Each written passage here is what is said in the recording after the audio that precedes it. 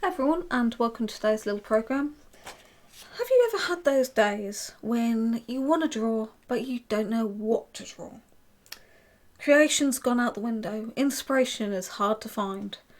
Well, I found a way for myself personally, and you guys might appreciate it, of finding that inspiration and getting really creative.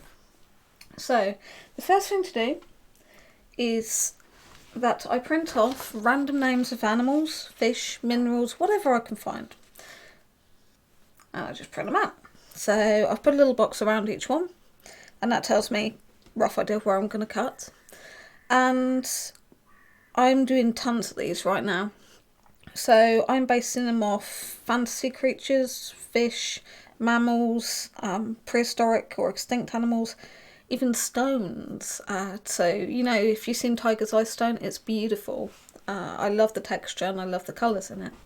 So instead of going green, red, blue, purple, I'm going for something a little bit different. So from this, I'm taking these and I'm putting them out. If you've got a guillotine, great. If you haven't, scissors will do. So then I end up with these. Here's some I made earlier. And I've still got these in their rough shapes. As I say, you can just go mad with these. Anything that you know of, your local animals, your rare and exotics. And if you're not sure on an animal, this is a good chance to use Google for research. And get as many as you can. And the thing is, with this process, you can be as complex as you like, or you can keep it as simple as you like. So I'm making sure that I've got a ton of different things.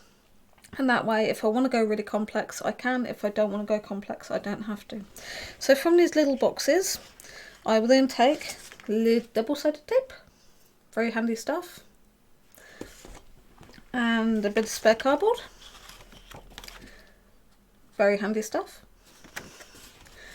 And what I've done is I've used different colours for different objects, but this is the catch. I've not done colours that relate to the objects. So for birds, I was going to just do like light blue, and then for fish, dark blue. And for plants, green, that sort of thing. And I realised, no, that's going to make me biased in what I pick. So I've really messed around with my colours. So my colour card doesn't relate to what creatures they are. Well, in a couple they do, because I ran out of colour card. But whatever you've got to hand, use it. It's a good way of using scrap card. So then you double side your card onto the paper, or the paper onto the card. And then trim that out. So the result should be, let's move them out of the way. Come on, whale.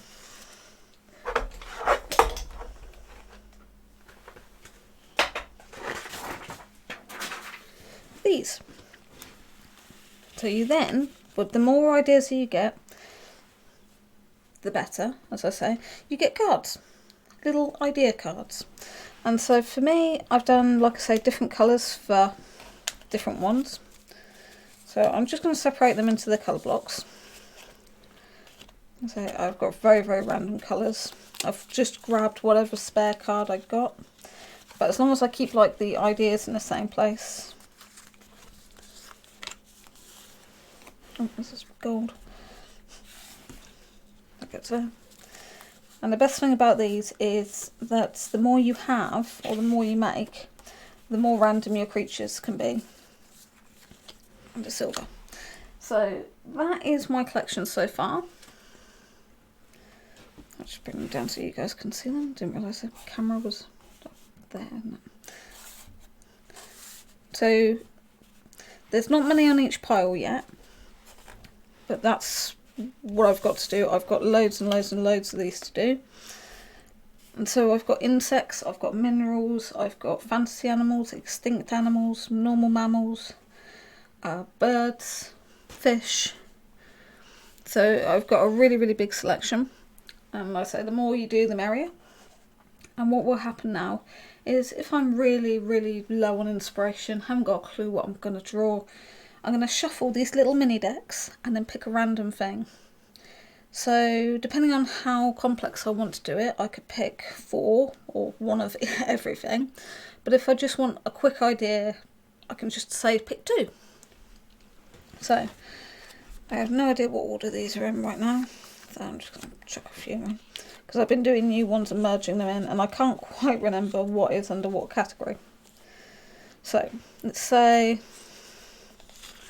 let's take 1 red, 1 brown, and eeny, meeny, miny, mo. Let's go for a blue.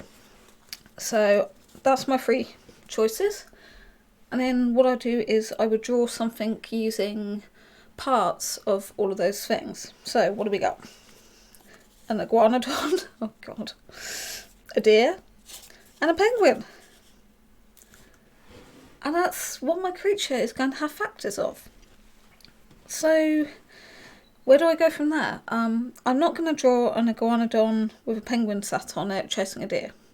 But I'm not going to draw something which is literally half of one animal, half of another, and a bit more. So this again is where you get a chance to put your thinking caps on. So you could say it could be an iguanodon with hooves like a deer, or even antlers like a deer. So some of my things I've put like the species. So I'll do like silker deer, red deer, fallow deer. Others I've left really genetic, like cat, dog, deer, pig. And that way I've got to think about what type. So you could have an iguanodon with antlers of a deer, and then in a penguin's coloration. But it could be the little fairy penguins that have got that beautiful iridescent-y bluish green colour to their feathers. Absolutely stunning. And if you do an animal and you're not too sure on what it is, this is a good chance again. Have a research, see what amazing facts you can find out about each of the animals that you pick, and that will inspire you more to think about it and draw something even more creative.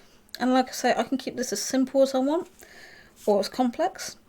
And if I want a colour, I can. And I didn't want the colours of the animals that I found here, I could do a colour set, doing all the colours, but again I could do mineral colours as well. So you've got a huge range. And that way when I get bored and I don't know what to draw, here's my inspiration. And like I say, I can just go really simple. So take 2 brown ones and just draw a goat and a fox. Well, what features do both have? Goats have got horns and cloven feet. Foxes have got that beautiful rusty colour, but also that lovely fluffy tail. And they're meat eater and they're herbivore. So again, something different you can combine. Or if I really want to go out to town, I'll pick something really random and I'll pick more cards.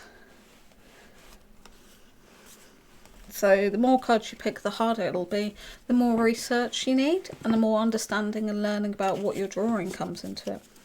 So in this case we're going to have steel, snake, carp, oh gosh, ant, harpy. So that's a lot of things to combine.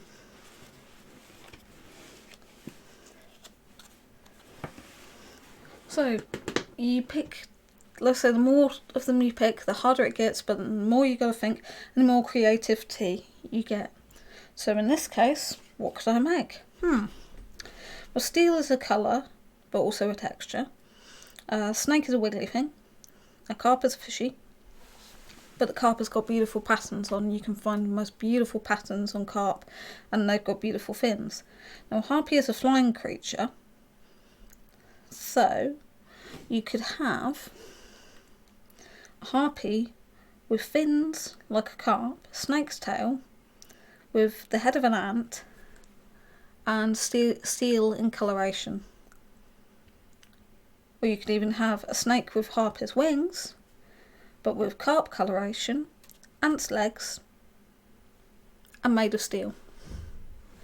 So your imagination can really go wild with this process. And if you've got time to do it, I really recommend it. Even if you get, say, just 10 items in each little pile, it can help your creativity grow absolutely brilliantly. And it's been a help for me. And you can get a lot of research and understanding of creatures So look at, if I picked a cheetah, well, a cheetah, most of the time we think of as spots, but the king cheetah has got a completely different pattern. The sizes are different. Look at the babies, they've got big fluffy manes.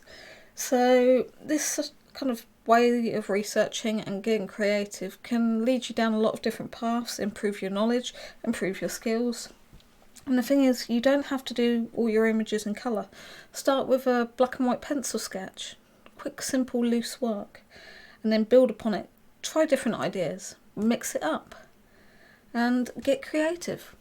So I hope this has given you guys a little idea of something that you can do to help your creativity and also improve your artwork and also help your knowledge, so that you've got more knowledge and understanding of anatomy of animals, types of species, and also it's a bit fun.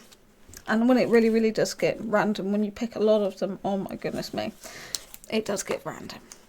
So hopefully I should be doing another video soon showing you some of my workings with these.